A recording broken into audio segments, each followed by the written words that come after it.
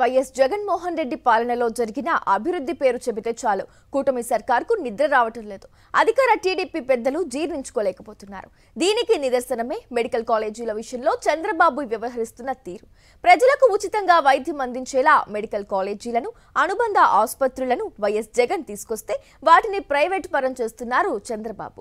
మాజీ CM YS Jagan మీద ఉన్న కక్ష కొద్దీ నేడు సీఎం చంద్రబాబు తీసుకుంటున్న నిర్ణయాలు విమర్శల పాలవుతున్నాయి. రాజకీయ కక్ష సాధింపులో భాగంగా తాజాగా బాబు ప్రభుత్వం తీసుకున్న మరొక నిర్ణయం చర్చనీయాంశంగా మారింది. పులివెందుల మెడికల్ కాలేజీ వెనుకబడిన ప్రాంతానికి ఓ వరంలా నిలవాలని సంకల్పించి నిర్మించారు.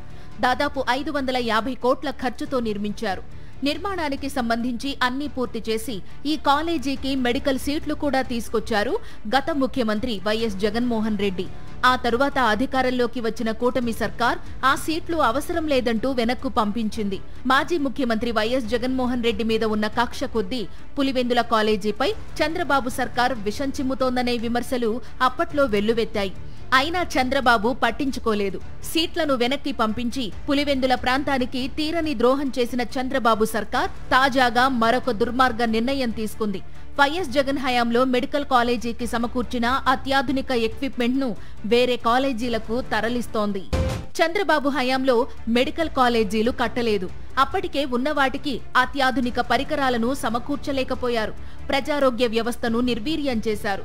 వైఎస్ జగన్ అధికారంలోకి రాగానే 17 మెడికల్ కాలేజీలు నిర్మాణం చేపట్టడంతో పాటు అత్యాధునిక సదుపాయాలు సమకూర్చారు.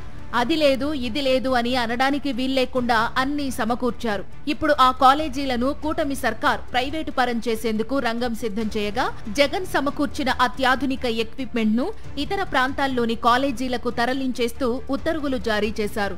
బాబు సర్కార్ తీసుకున్న విషపూరిత నిర్ణయంతో పులివెందుల మెడికల్ కాలేజీలోని పరికరాల తరలింపు ప్రారంభమైంది. మెడికల్ కాలేజీలకు కూడా సీట్లు మంజూరయ్యాయో ఆ సీట్లు వద్దని చెప్పి వెనక్కి పంపారు. ఆ మెడికల్ కాలేజీలో, ఆ హాస్పిటల్లో అత్యాధునికమైన ఎక్విప్మెంట్ను జగన్మోహన్ రెడ్డి గారు అప్పట్లో పర్చేస్ చేయడం జరిగింది. ఆ గవర్నమెంట్ పర్చేస్ చేయడం జరిగింది. ఇవాళ ఈ కూటమి ప్రభుత్వం వచ్చిన తర్వాత నిన్నటి రోజున ప్రభుత్వము పులివెందుల్లో ఉన్న అత్యాధునికమైన పరికరాలన్నీ కూడా, ఎక్విప్మెంట్ అన్నీ కూడా గుంటూరు కానీ కర్నూలు కానీ వాళ్ళు షిఫ్ట్ చేస్తూ ఉన్నారు. అంటే నేను అడుగుతా ఉన్నా, ఇంత ఘోరమా?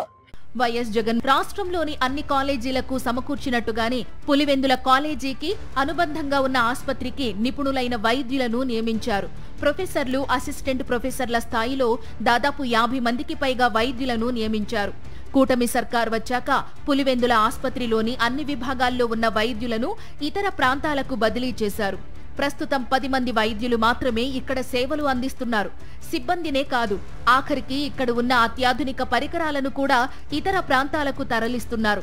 కూటమి ప్రభుత్వం చేస్తున్న ఈ కుట్రపై వైఎస్ఆర్సీపీ నేతలతో పాటు స్థానికులు మండిపడుతున్నారు.